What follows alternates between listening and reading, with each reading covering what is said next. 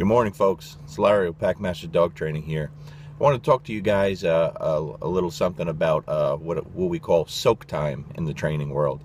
You guys have heard me talk about this before in videos. Like I said, we call it soak time, and what that means is when we're teaching something, when we're teaching maybe a more complicated command or activity to the dog, a lot of times what I like to do is I'll take a break. I'll take a whole week off. I'll take 2 weeks off without doing anything. We call that soak time. Even if you're in the middle of working with the dog, you spend 10-15 minutes working on an activity, and then you put him in a crate just to relax and chill out for an hour or so. We call that soak time. Basically where the dog just gets to relax and really think about, what just took place. Do they think about what just took place? I don't know, but the results show that, they probably do. So I did a little experiment for you guys for the past 2 months, okay? If you guys remember, I made a video 2 months ago with Luca where I was teaching him a reverse handstand where he goes up against the wall with his 2 back legs and stands on his 2 front legs. Where we left off was Luca was using a crate. I would take the top of a large crate and I would angle it against the wall because if you remember, I broke it down into baby steps, little steps at a time. So he wasn't doing this on the wall yet. He was doing it on an angled crate. If I took the crate away, he didn't know what to do when it wasn't there. So what I did was I took 2 months off. I did nothing. I don't get to work with Luca as it is very much. But I took 2 months off to where I was not going to work on the reverse handstand at all. Excuse me. I wanted to see what would happen. So late last night, it was pretty late because I don't get to work my dogs very often. I took Luca outside and I took a tug with me. I worked a little bit, obedience, basic positions, sit down, stand, heel, that kind of stuff. 5 minutes, that was it, just going through all the positions. Then I wanted to see what he did when I moved closer to the wall. I could already tell he was getting ready. He thought he was anticipating that I was going to ask him to do a handstand.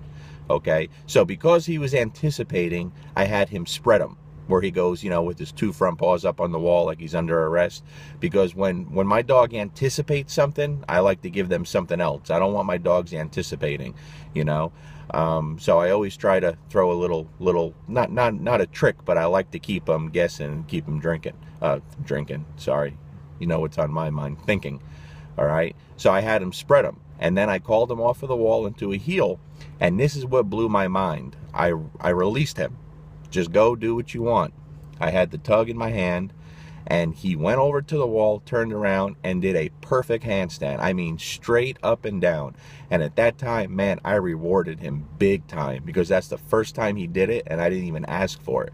So that really was very interesting to me because I stayed away for 2 months on purpose to see what would happen if I had to start all over or if he would remember where we left off. Well, he didn't remember where we left off. He knew the command completely, and that's after 2 months of doing nothing.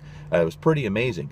So my point is here, guys, if you're teaching something, anything, whether it's simple or complicated, and you're struggling a little bit with your dog, step away. Take some time off. Give him a week, 2 weeks, 3 weeks, whatever you think's necessary. When you come back, you're going to be fresh, and your dog's going to be fresh.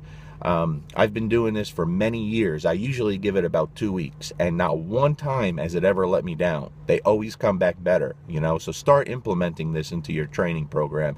The one thing I wish I would have had on video, this blew my mind. If you guys remember what the side of my house looks where we train a lot, I have a regular door that you can go in and out to the garage. Well, that door was open. Sometimes Luca has a habit of going to one side when he's going into the reverse to do the handstand. Well, he went towards that open door. He got up on 2 legs and he walked through that door backwards on his front 2 paws, straight up and down. I couldn't believe it. I mean, I made such a big deal about it and I let him know, man, that was pretty amazing. So that's something I may have to start working on because it was pretty impressive, But seriously, guys, if you're struggling teaching your dog anything, step away. Give them some time. Come back in a couple of weeks, start over. It's going to be better. I guarantee it.